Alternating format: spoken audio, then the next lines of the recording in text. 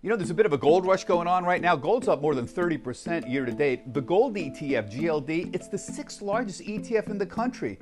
So I think gold's rallying partly because the dollar's weak, but largely because people tend to flock to gold during periods of uncertainty.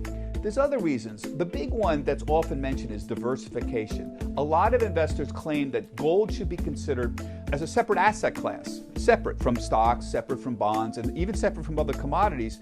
And you can diversify your risk since gold is often not correlated with the movement of these other asset classes.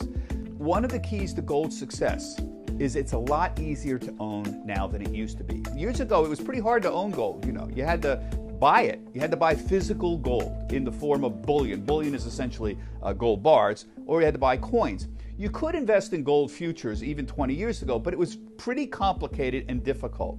Today, one of the reasons gold has been so successful is it's a lot easier to own gold.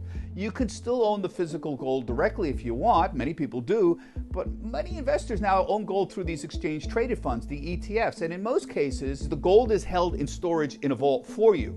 The largest gold ETF, it's the Spider Gold Trust, the symbol is GLD.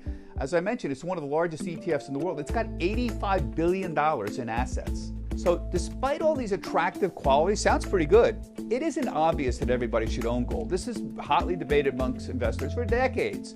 It's performed well this year, very well this year against stocks, but not well in the last decade at all. One study found that from 1972 to 2013, stocks outperformed gold, whether the rates were rising or falling or flat.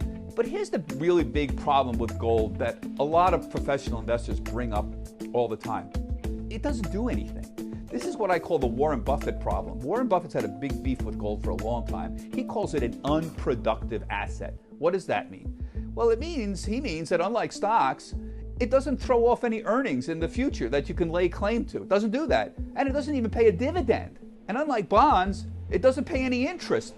It just kind of sits there. One of the things about gold is that the price of gold is denominated in dollars. Now, this has a lot of implications for gold as an investment, because think about this. If the value of the dollar goes up against other currencies, people in other parts of the world have to buy gold denominated in dollars, and it costs them more to do that. So generally, when you have a really strong dollar, gold tends to have problems performing because it's more expensive for other people in other parts of the world to buy it. The dollar's generally been weaker against other currencies, and gold this year has outperformed.